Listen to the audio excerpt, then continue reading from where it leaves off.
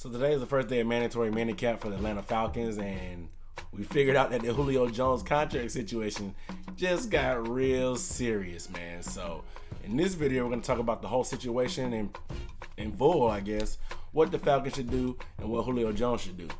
We're starting right now.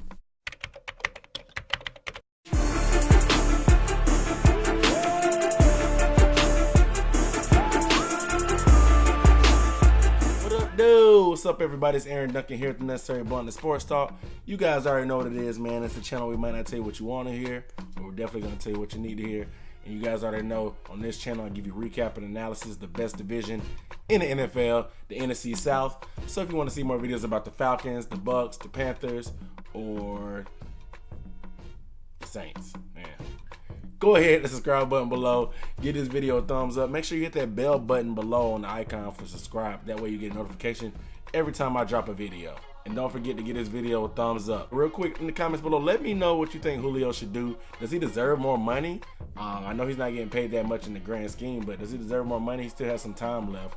Let me know what you guys think down below. But contrary to popular belief by the coaching staff and the media, Julio didn't show up for the first day of camp like everybody projected him to do. And Julio was like, y'all thought I was joking around about this contract? Pay me my money. I'm not coming. And this is the first day of camp, and now stuff got serious. The Falcons announced that he won't be there the rest of the camp. Julio signed this deal back in 2015. He still has 3 years left. I think it was like close to $72 million, and that was pretty lucrative back then. That was after that monster 1,800-yard season he had. The crazy thing about it is he missed the voluntary stuff. So everybody's like, oh, Julio be here. He knows the offense, blah, blah, blah. Meanwhile, we're on social media. We see Julio Jones working out with Kevin Hart.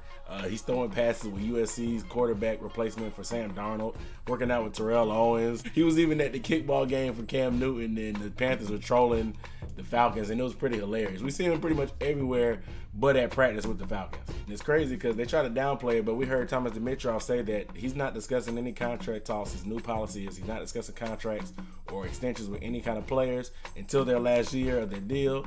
And Julio has 3, and Dimitroff said he doesn't care who it is. No matter what, he's not discussing those problems. But you can't blame Julio, man. He's getting like, I think his base salary is like $10 million last time I checked for this season, and Antonio Brown got 17 a couple years ago. You saw Landry get like 15 or 17 something this year. Allen Robinson got paid. Sammy Watkins got paid. And Julio was second in the league last year in receiving yards. He's sitting there with his hands up like, yo, where's my piece of the pie? Especially when you see Matt Ryan getting broke off with a monster deal. But that's kind of the thing about it.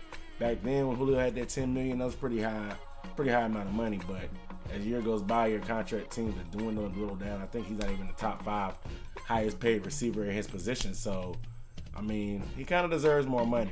But I'm thinking about it. I'm really trying to put myself in Julio's mind. So this current contract has 3 more years left. That'll have it done in 2021. That'll be his 10th season. This dude has been beat up his whole career.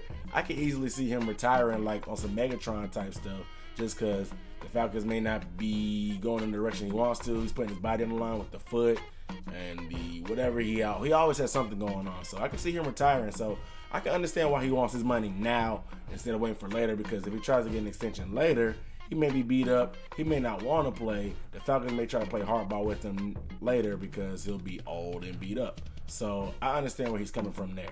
The sucky part about holding out is it doesn't really do anything but just make a splash and put it in the media and puts media pressure, because it really doesn't pay off for the player at all. I think, I could be wrong, don't quote me on this, but I heard he's losing $44,000 per practice, and I think the camp is 3 practices, so that's 100 stacks this boy is missing out on to make a statement. Granted, if you're making $10 million, that's not a huge amount. That's 1% of your yearly salary, but at the same time, you're just showing up for practice and getting $44,000, and you're missing that. So it kind of hurts his pockets a little bit. Another thing is on the field that Sarkisian, he was already behind the 8 ball last season coming from college. He really didn't have everything wrapped around him and understand all his players and quarterbacks and the style of play and the strategy of trying to pick up where Shanahan left off, and now he doesn't have Julio again this offseason, and we already know what type of problems Julio had getting the ball in the red zone. They had trouble calling plays for him and finding ways to target him in the red zone, so this is not going to help the situation anymore. Julio only had 3 touchdowns last year